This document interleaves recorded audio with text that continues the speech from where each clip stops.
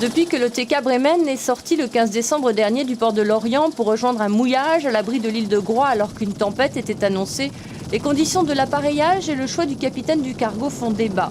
Pourtant, pour les gens de mer, cette décision n'était pas scandaleuse.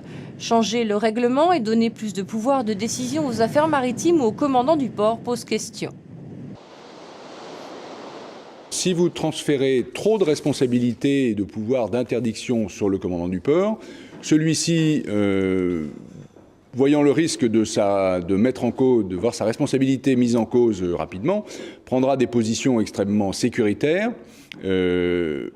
Et les décisions d'interdiction qu'il pourrait prendre, y compris dans des situations, je dirais, un peu à la limite, dans lesquelles un marin normalement constitué serait sorti, mais où on peut estimer qu'il ne fait pas très beau dehors, ces décisions impacteront directement l'économie et le fonctionnement du port. Décharger le capitaine de sa responsabilité, ce n'est jamais une bonne chose. Car à ce moment-là, vous allez avoir une déresponsabilisation de l'équipage et de son commandant, et à mon avis, ce serait une erreur. Parce que du coup, on s'en remettrait au bulletin météo.